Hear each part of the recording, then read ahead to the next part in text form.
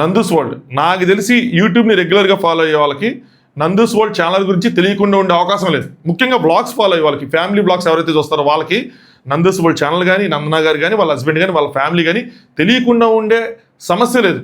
అంత famous, మిలియన్స్లో followers, ల్యాక్స్లో views, ఏమైనా interview ఇచ్చిన, ఈ మధ్య సినిమాలో కూడా చేశారు చిరంజీవి గారి పక్కన. సో అంత ఫేమస్. అలాంటి వాళ్ళ మీద, అలాంటి నందన గారి మీద కానీ, వాళ్ళ హస్బెండ్ మీద కానీ కొన్ని ఆరోపణలు, వీసాకి సంబంధించిన స్కామ్స్ చేస్తున్నారని చెప్పి గత 2-3 వారాలుగా, కరెక్షన్ యాక్చువల్గా 2-3 వారాల నుంచి కాదు, ఒక 5-6 మంత్స్ ఇది స్టార్ట్ అయింది. 5-6 మంత్స్ ముందే స్టార్ట్ అయింది. అప్పుడు స్టార్ట్ అయింది, అది ఆగిపోయింది. మళ్ళీ ఇప్పుడు 2-3 వారాల నుంచి ఇది మొదలైంది. సో ఏంటి ఆరోపణలు, ఏం చేస్తున్నారు, ఇందులో నిజాలేంటి, అబద్ధాలేంటి, నెక్స్ట్ అసలు యాక్చువల్గా ఎవరైనా యూకేకి వెళ్ళి వర్క్ చేయాలనుకున్న వాళ్ళు కానీ, చదువుకోవాలనుకున్న వాళ్ళు కానీ, లేదంటే వాళ్ళ పేరెంట్స్ కానీ మీకు అవగాహన ఉండాల్సిన అంశాలు ఏంటి, ఇలాంటి చాలా విషయాలు వీడియోలో మనం మాట్లాడుకుందాం. Let's start. హాయ్ ఫ్రెండ్స్, నా పేరు ఆనంద్, వెల్కమ్ టు ఆనంద్. ముందుగా వీడియో లైక్ చేసి చూడండి. ఎవరైతే ఈ పర్టికులర్ స్కామ్కి నిజంగా మీరు స్కామ్కి గురైతే ఖచ్చితంగా కామెంట్ చేయండి. నా ఇన్స్టాగ్రామ్ లింక్ కింద డిస్క్రిప్షన్లో ఉంటుంది. ఒక్కసారి నాకు పింగ్ చేయండి, 1-on-1 నాకు ఒకసారి మెసేజ్ చేయండి. నిజంగా దీని గురించి ఇంకా డీప్గా వెళ్దాం అనుకుంటున్నాను, డీప్గా మాట్లాడదాం అనుకుంటున్నాను. సో ఖచ్చితంగా మెసేజ్ చేయండి. సో మీ ఒపీనియన్స్ కూడా, ఇది మొత్తం విన్న తర్వాత మీకేమనిపించింది, మీ ఒపీనియన్స్ కూడా కామెంట్ చేయండి. యాక్చువల్గా యూట్యూబ్, ఈ సోషల్ మీడియా చాలా డేంజరస్గా ఉంది. ఇప్పుడు మన లాస్ట్లో మాట్లాడుకుందాం పాయింట్. సరే, ఇంతకీ స్కామ్ గురించి తెలుసుకోవడానికి ముందు మీరు కొన్ని విషయాలు తెలుసుకోవాలి. అసలు ఏంటి వీసాలు, స్టూడెంట్ వీసా ఏంటి, జాబ్ వీసా ఏంటి, ఆ అంశాలు ఒక 2 నిమిషాలు మీకు తెలుసుకుంటే అవి మీకు అర్థమైతే స్కామ్ జరిగే అవకాశం ఉందా లేదా అన్న విషయం మీకు ఒక అవగాహన వచ్చే అవకాశం ఉంటుంది. ఏంట్రా అంటే యాక్చువల్గా 2 టైప్స్ ఆఫ్ వీసాస్ అంటే చాలా వీసాస్ ఉంటాయి కానీ ముఖ్యంగా 2. ఒకటి student visa, 2 job visa. Actual మా ఫ్రెండ్స్ కొంతమంది యూకేలో ఉన్నారు. సో నేను వాళ్ళకి ఫోన్ చేసి అడిగా, అరే మా ఏంది ఇట్లా అన్నారు. నేను గత కొన్ని రోజులు నడుస్తుంది, 2-3 వారాలు నడుస్తుంది. ఏంటంటే వాళ్ళకి అంత బొత్తిగా లోకజ్ఞానం లేని వాళ్ళు అనుకుంటా, మామూలు మాకేం తెలియదే ఇంత జరుగుతుంది అని అనుకుంటున్నారు. సరే ఇట్లా జరుగుతుందా, ఎట్టా స్కామ్ ఎట్టా అయ్యే అవకాశం ఉందా, ఇంక ఇది జరిగిందంటే స్కామ్ ఎట్టా అయ్యే అవకాశం ఉందా అంటే వాళ్ళు కొన్ని విషయాలు చెప్పారు, నేను అది ఎక్స్ప్లెయిన్ చేస్తాను. సో ఈ స్టూడెంట్ వీసాది ఏంటి అంటే క్యాస్ అంటారు. ఏంటి అంటే confirmation of acceptance for studies. So ఈ స్టూడెంట్ వీసాది అసలు ఫుల్ ప్లెడ్జ్డ్గా ఒక మంచి ప్రాసెస్. ఇందులో ఎవరు బ్రేక్ చేసి స్కామ్ చేసే అవకాశం ఉండదు. సో ఒక సిస్టమ్ ఉంటుంది, ఆ సిస్టమ్ ఫాలో అవుతా, ప్రాసెస్ని ఫాలో అవుతా తీసుకోవాల్సిందే. వేరే జాబ్కి వచ్చేపాటికి సిఓఎస్, మీరు పదం వింటూ ఉంటుంటారు చాలా రీల్స్లో, సిఓఎస్ అని, సర్టిఫికేట్ ఆఫ్ స్పాన్సర్షిప్. సో ఎవరికైతే ఇక్కడ యూకేలో జాబ్ చేయాలనుకున్నారో వాళ్ళకి సిఓఎస్ ఉండాలి, ఎవరో ఒకరు వాళ్ళకి స్పాన్సర్షిప్ చేయాలి. సో అన్ని మోసాలు లేదంటే స్కామ్లు అన్నీ ఇందులో జరిగే అవకాశం ఎక్కువ ఉంది. ఎందుకు అంటే చెప్తాను చూడండి. సో ఎవరైనా ఇండియా నుంచి కానీ లేదంటే యూకేలో ఆల్రెడీ స్టడీస్ అయిపోయిన వాళ్ళు కానీ జాబ్ చేయాలనుకుంటే వాళ్ళకి సర్టిఫికేట్ ఆఫ్ స్పాన్సర్షిప్ ఉండాలి. కొన్ని కంపెనీస్, యూకేలో రన్ అవుతున్న కొన్ని కంపెనీస్ దీనికోసం అక్కడ గవర్నమెంట్కి అప్లై చేసుకోవాలి. అంటే ఆ సర్టిఫికేట్ ఇచ్చే ఇది ఉండాలి, మాకు అది ఉండాలి అని చెప్పి వాళ్ళు అప్లై చేసుకుంటే గవర్నమెంట్ వాళ్ళకి అప్రూవల్ వస్తుంది. వన్స్ ఆ కంపెనీకి అప్రూవల్ వస్తే వాళ్ళు ఇలాగా సర్టిఫికేట్స్ ఆఫ్ స్పాన్సర్షిప్ని వాళ్ళు ఇవ్వచ్చు అనమాట, ఎవరికైనా ఇచ్చి. సో వాళ్ళు కంపెనీలో రిక్రూట్ చేసుకోవచ్చు. అది ప్రాసెస్. అయితే దీన్ని కొంతమంది కన్సల్టెన్సీస్ కానీ లేదంటే మీడియేటర్స్ కానీ, ఇంకా మన వాళ్ళు తెలిసిందే కదా, మన వాళ్ళకి ఎక్కడ ఏదన్నా సరే కొంచెం వాడతారు. వాడి యూకేనే కాదు, యూఎస్ఏనే కాదు, ప్రతి చోట కూడా ఇలాంటిది ఏదో వాళ్ళు పోల్స్ వాడుకుంటాం, అక్కడ వాళ్ళు మనీ ఎర్న్ చేసుకోవడం, లేదంటే మన వాళ్ళు అక్కడ నుంచి ఇండియా నుంచి పుల్ చేసి అక్కడ జాబులు ఇప్పించడం చేస్తూ ఉంటారు. సో వీళ్ళు ఏంటంటే జాబులు ఇప్పిస్తామని చెప్పి ఇండియాలో ఉన్న వాళ్ళ దగ్గర నుంచి కానీ, అక్కడ స్టడీస్ అయిపోయిన వాళ్ళ దగ్గర నుంచి కానీ మనీ వసూలు చేసి 20 lakhs 30 lakhs based on the location. ఇంకా ఎక్కువ కూడా ఉండొచ్చు, ఇంకా తక్కువ కూడా ఉండొచ్చు. అలా మీకు స్పాన్సర్షిప్ చేస్తామని చెప్పి డబ్బులు వసూలు చేసుకొని వాళ్ళకి సిఓఎస్ అనేది ఇస్తారు. ఇచ్చిన తర్వాత ఏంటంటే కొంతమంది మేబీ 1% అంట, అది ట్రూగా జరిగి నిజంగా అంటే బాగా తెలిసిన వాళ్ళు, బ్లడ్ రిలేటెడ్స్ ఉంటారు చూడండి, వాళ్ళు నిజంగా ఇచ్చి వాళ్ళకి అక్కడ జాబ్ ఇప్పిస్తారు.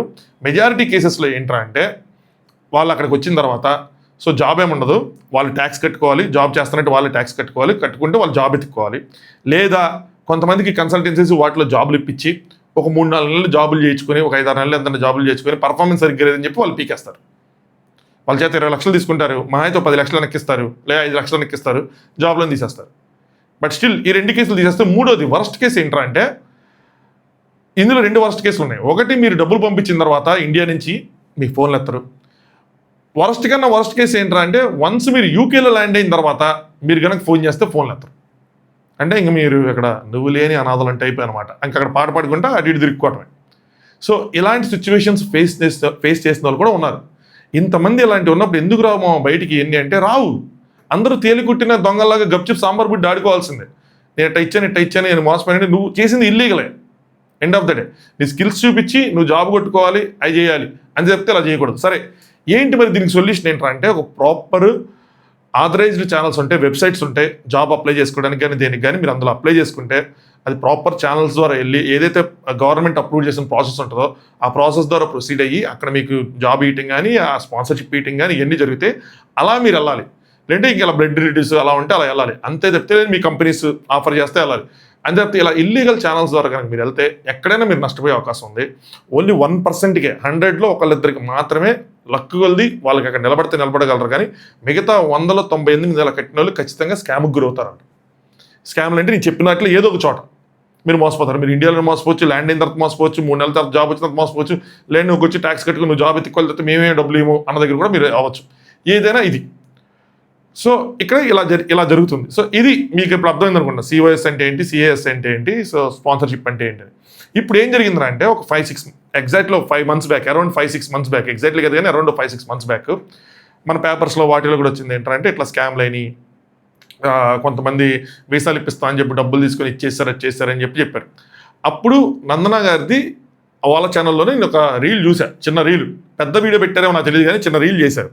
అందులో ఆవిడ ఏం చెప్పారంటే మా ఫ్యామిలీ గురించి కావాలని డబ్బులు పెట్టి నెగిటివ్ ప్రచారం చేస్తున్నారు, మా మీద గ్రడ్జ్తో ఇలా చేస్తున్నారు, మేము ఆల్రెడీ యూకేలో వాళ్ళ మీద లీగల్ యాక్షన్ తీసుకున్నాం. ఒక 3 ఇండియన్స్ ఇక్కడి నుంచి పారిపోయిన వాళ్ళు, అంటే యూకే నుంచి పారిపోయిన వాళ్ళు ఇండియా వెళ్ళి మా మీద డబ్బులు పెట్టి ఇలా పర్సనల్గా అటాక్ చేస్తున్నారు మమ్మల్ని, నన్ను కానీ మా ఫ్యామిలీని కానీ ఇట్లా నెగిటివ్ చేస్తున్నారు, అంటే మేము ఇట్లా స్కాములు చేస్తున్నామని, జాబులు ఇప్పిస్తామని చెప్పి డబ్బులు తీసుకుంటున్నామని ఇట్లా చేస్తున్నారు అని చెప్పి ఒక రీల్ పెట్టారనమాట.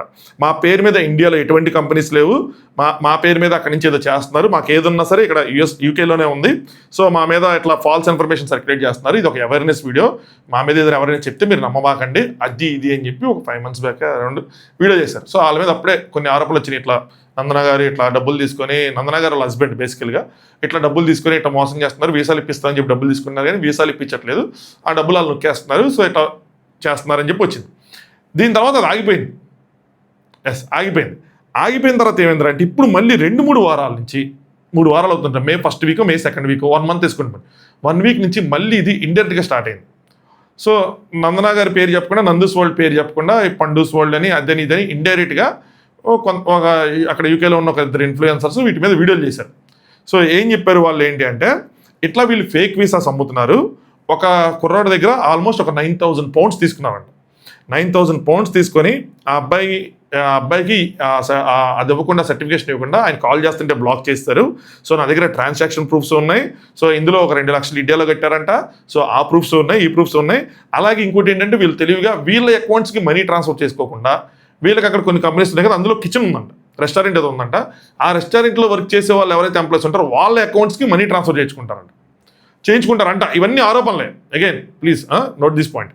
సో చేయించుకుంటారంట. సో అలాగా ఒక్కొక్కరి దగ్గర నుంచి 18 lakhs 19 lakhs ఇలా తీసుకుంటున్నారు అని చెప్పారు. సో దాంతోపాటు ప్రూఫ్స్ అడిగితే కొంతమంది కింద కామెంట్స్ ప్రూఫ్స్ అడుగుతారు కాబట్టి ఆయన వాళ్ళ హస్బెండ్ ఏదో వాయిస్ నోట్ ఏదో ఉంటుందో అది ప్లే చేశారనమాట, రికార్డ్ చేసి ఉంటారు. మీరు ఎట్లా ముందు ఎంత డబ్బులు ఇవ్వాలి, మీకు వచ్చిన తర్వాత ఎంత డబ్బులు ఇవ్వాలి అని ఏదో చెప్తున్నారు అది.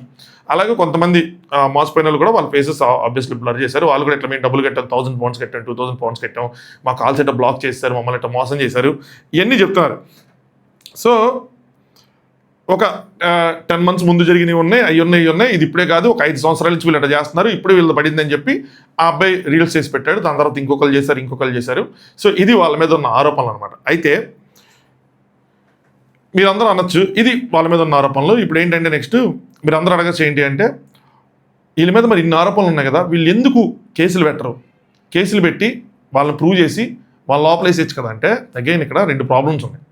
ఒకటి, పోలీసులు ఇట్లాంటి మనీ మ్యాటర్స్ అంటే అక్కడ యూకేలో అంత పెద్ద సీరియస్గా తీసుకోరు అన్నది ఒకటి, నాకు అది అంత నిజమో తెలియదు. కానీ రెండోది ఏంటంటే నాకు అనిపించింది ఏంటంటే కేసు పెట్టలేము, ఏమని పెడతాం, నాకు ఇట్లా దొంగతనంగా నేను ఇట్లా జాబ్ ఇప్పించండి చెప్పి నేను ఇట్లా డబ్బులు ఇచ్చానంటే నిన్ను వేస్తారు, వాళ్ళని వేస్తారు.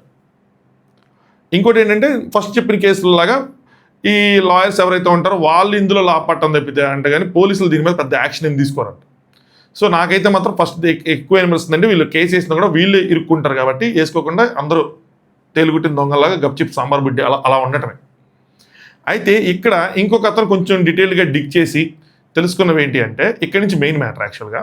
సో వీళ్ళకి యూకేలో నందన గారికి వాళ్ళ ఫ్యామిలీకి యూకేలో అరౌండ్ 9 companies 7 companies 9 ఉండేవి 2 క్లోజ్ చేశారు, 7 companies ఉన్నాయంట. ఈ 7 companiesలో 4 companiesకి ఆథరైజేషన్ ఉందంట. ఏంటి, సర్టిఫికేషన్ ఆఫ్ స్పాన్సర్షిప్ ఇచ్చేది ఏదైతే ఉందో అంటే ఎవరికి ఉద్యోగాలు ఇవ్వడానికి ఆ స్పాన్సర్షిప్ ఇవ్వడానికి ఇందాక ఎక్స్ప్లెయిన్ చేసింది అవుతుందో అది ఉందంట. సో అలా వాళ్ళు ఇస్తాము అని చెప్పి తీసుకొని స్కామ్ చేశారు అని చెప్పి. ఇక్కడ 2 విషయాలు. ఈ కంపెనీస్లో ప్రాఫిట్ లాస్లు ఇవన్నీ ఎంతవరకు ఉన్నాయో తెలియదు. ఆ కంపెనీ డీటెయిల్స్ ఎవరికైనా తెలిస్తేనే మనం దాన్ని చూడగలం. కానీ ఒకటి, జెన్యూన్గా వాళ్ళ కంపెనీకి రిక్రూట్ చేసుకుని ఉండొచ్చు. Point number 1. పాయింట్ నెంబర్ 2, మేము ఇట్లాగా మిమ్మల్ని యూకే వరకు తీసుకొస్తాం, ఇక్కడికి వచ్చిన తర్వాత మీ కష్టాలు మీరు పడాలి. ఇప్పుడు చాలామంది యూఎస్లో కూడా మన వాళ్ళు చాలామంది చేసే బిజినెస్ ఇది. కన్సల్టెన్సీస్ పెట్టి యూఎస్ వరకు తీసుకొస్తారు, ఇచ్చి పెట్టి అక్కడికి వచ్చిన తర్వాత నువ్వు జాబ్ ఎత్తుక్కోవాలి. లేదంటే నువ్వు అక్కడ జాబ్ చేస్తే మెజారిటీ ఆఫ్ ద జీతం ఆ కన్సల్టెన్సీ వాడికి ఇవ్వాలి. 70% దాడికి వెళ్ళిపోతే నీకు అంత చాలా తక్కువ మిగిలింది. అలాంటిది ఏదైనా చేసి ఉండాలి. ఇలా ఈ 2-3 కేసులు ఏవైతే ఉన్నాయో వీటిల్లో ఇది అందరూ చేసేదే. స్టిల్ ఇది తప్పేది, ఇల్లీగలే, కానీ చాలామంది చేసేది ఇది. అందులో ఇప్పుడు విన్ విన్ సిచ్యువేషన్. ఇప్పుడు నాకు యూకే వెళ్ళాలి, నాకు యూఎస్ వెళ్ళాలని అనుకోండి, 2 సంవత్సరాలు ఇంకో వీళ్ళ చేతిలో నలిగిపోయినా పర్లేదు, దాని తర్వాత నేను నా బతికి నేను బతకచ్చు అనుకున్న వాళ్ళు విన్ విన్ సిచ్యువేషన్లో ఇచ్చుకుంటారు. ప్రాబ్లం ఎక్కడంటే 3వ కేసు. అదేంట్రా అంటే నీకు ఇక్కడ ఇప్పిస్తాం అని చెప్పి డబ్బులు తీసుకొని, అది 100 రూపాయలు కానివ్వండి, 20 లక్షలు కానివ్వండి, 30 లక్షలు కానివ్వండి, ఎంతైనా సరే తీసుకొని వాళ్ళని బ్లాక్ చేయటం. అది అసలు లీగల్గా కానీ ఎథికల్గా కానీ ఏ విధంగా కరెక్ట్ కాదు. ఇలాంటి కేసెస్ కనుక వీళ్ళ మీద ఉంటే, ఇలా కనుక వీళ్ళు చేసుంటే ఖచ్చితంగా వీళ్ళు నేరస్తులే. అట్లీస్ట్ అక్కడ లాస్ ప్రకారం కాకపోయినా మన దృష్టిలో మాత్రం నేరస్తులు అవుతారు.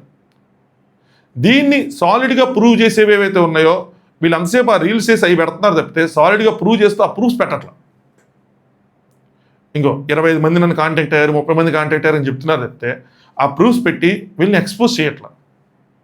ఎందుకంటే మేబీ వాళ్ళు ఇంకా యూకేలో 25 మంది 30 మంది యూకేలో ఉండటం, వాళ్ళు ఎక్స్పోజ్ చేస్తే వీళ్ళు ఎక్స్పోజ్ అయిపోతారు అనుకోవటం, అలా అందరు కలిపి లాక్ అయిపోయి ఉండటం అయి ఉండొచ్చు. ఇంకోటి ఏం తెలిసిందంటే ఎవరైతే ఇట్లా విక్టిమ్స్ ఉన్నారో వాళ్ళకి మేము జాబులు ఇప్పిస్తాం అని చెప్పి వీళ్ళు వెనకాల ఇంకా డిస్కషన్లు జరుగుతున్నాయి అని చెప్పాదని. డిస్కషన్లు జరిగినా జరగకపోయినా ఏదైనా సరే అలా గనక చేసుంటే, డబ్బులు తీసుకుని వాళ్ళ నెంబర్లు బ్లాక్ చేస్తుంటే ఖచ్చితంగా ఇది స్కామ్. ముందుది కూడా స్కామే, అంటే ఇల్లీగల్. కానీ ఇది మాత్రం అసలు నెక్స్ట్ స్టేజ్. అంటే ఇందులో ఇంకా వాళ్ళు లాపడింది, ఎవరు లాపడింది లేదు. వాళ్ళు కనీసం యూకే కూడా రాకుండా యూకే వచ్చిన వాళ్ళు రోడ్డు మీద ఉండిపోయి కొన్ని సినిమాలు చూస్తూ ఉంటాం కదా, అది స్కామ్. ఇది జరిగిందా లేదా అన్నది ఇక్కడ యువతల సైడ్ మాట్లాడుతున్న వాళ్ళు ప్రూఫ్స్ పెట్టి చేయాలి. ఇటు సైడ్ నందన గారు ఖచ్చితంగా ఒక వీడియో చేసి కెమెరా ముందుకు వచ్చి ఏం జరుగుతుంది, ఎందుకు జరుగుతుంది, వాళ్ళ మీద ఉన్న ఆరోపణలు ఏంటి అన్నది ఏదో విధంగా కమ్యూనికేట్ చేయాలి వాళ్ళ ఆడియన్స్కి. తప్పదు. లేదంటే ఏమవుతుందంటే ఒక సైడ్దే ఫ్యాక్ట్ లాగా వెళ్ళిపోతుంది. యూట్యూబ్ స్టార్టింగ్లో పాయింట్ చెప్పింది సార్, యూట్యూబ్ చాలా యూట్యూబ్ అనే కాదు, సోషల్ మీడియా చాలా డేంజరస్గా ఉంది.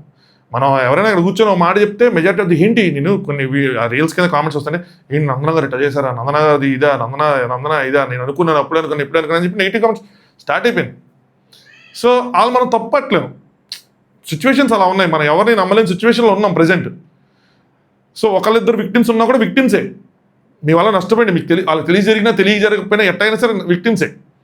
సో వాళ్ళు వచ్చి ఏ ఉద్దేశంతో చేశారు, ఎలా జరిగింది, నిజంగా జరిగితే అది తప్పు చెప్పి వాళ్ళ డబ్బులు వాళ్ళకి వెనక్కి ఇచ్చేసి ఇంకోసారి అలా చేయకుండా ఉండటం.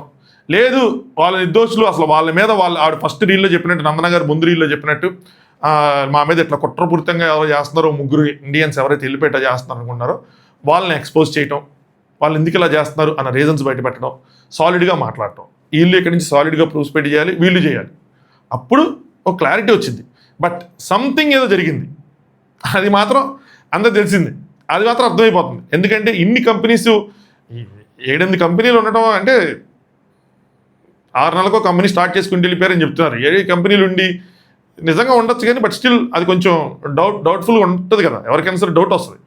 సో అందులో 4 కంపెనీలకి ఇలాంటి ఆథరైజేషన్ ఉన్నాయంటే వాళ్ళు ఎంతమందికి ఈ సర్టిఫికేషన్స్ ఇచ్చారు, ఆథరైజేషన్స్ ఇచ్చారు, స్పాన్సర్షిప్ చేశారు అని చెప్పి అలాంటి డీటెయిల్స్ ఏమైనా పెట్టగలిగితే according to laws, of course according to laws ఇవన్నీ పెడితే, నా కోసమో ఈ రీల్స్ చేసిన వాళ్ళ కోసమో కాదు, ఆవిడ్ని ఎవరైతే లక్షల మంది ఫాలో అవుతున్నారో వాళ్ళని తప్పుగా అనుకోకుండా ఉండడం కోసం. ఎందుకంటే జనాలకి ఆల్రెడీ నమ్మకం అన్నది ప్రపంచం మీద, మనుషుల మీద సన్నగిల్లిపోతుంది. మనం మంచోళ్ళు అనుకున్న వాళ్ళు ఇట్లా చేస్తే తీసుకునే సిచ్యువేషన్ ఉంది.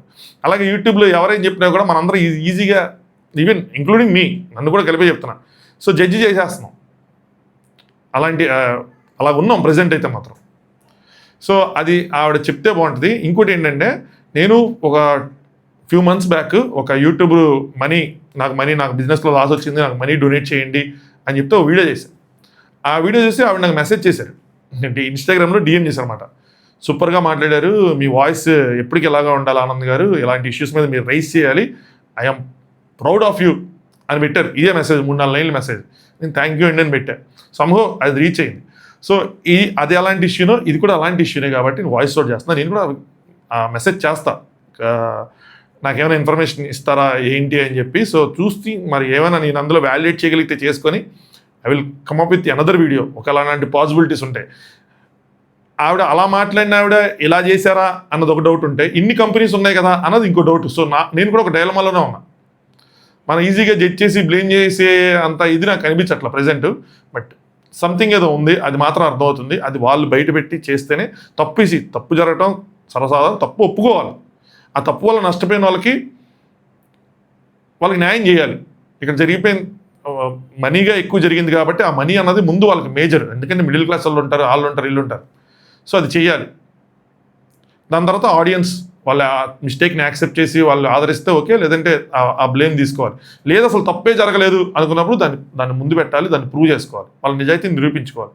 సో నేను కూడా కాంటాక్ట్ చేసి అడగడానికి ట్రై చేస్తాను, అసలు ఏంటంటే మీ సైడ్ ట్రూత్ ఏంటి, అసలు ఏం జరిగింది ఏంటి అని చెప్పి.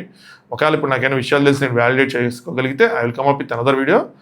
అదర్వైజ్ చూద్దాం ఏం మాట్లాడతారు ఏంటి అని చెప్పి. ఈ లోపల మనల్ని ఎవరైనా రీచ్ అయ్యి, విక్టిమ్స్ ఎవరైనా రీచ్ అయ్యి నిజంగా సాలిడ్ ప్రూఫ్స్ ఉంటే అప్పుడు మనం తెలిసిందేగా సాలిడ్గా మాట్లాడుకుందాం. సో ప్రజెంట్ అయితే జరుగుతుంది ఇది. చాలామంది నాకు ఆ రీల్స్ పంపించి ఏం జరుగుతుంది బ్రో, మీకు ఏమైనా ఐడియా ఉందా అని అంటున్నారు. సో ఇది నేను చూస్తున్నా కొన్ని రోజుల నుంచి ఇన్ఫర్మేషన్ మొత్తం గ్యాదర్ చేస్తా. ఇది ఇన్ఫర్మేషన్ నా దగ్గర ఉన్నదైతే. సో మీ ఎక్స్పీరియన్సెస్ ఏమైనా ఉంటే ఖచ్చితంగా మీరు మెన్షన్ చేయండి, నాకు డిఎం చేయండి, వీడియో లైక్ చేయండి, కొత్తగా చూసే ఛానల్ సబ్స్క్రైబ్ చేసుకోండి. ఇంకొకసారి మళ్ళీ వీడియోతో మళ్ళీ కలుసుకుందాం. Thanks for watching. Anand Jose.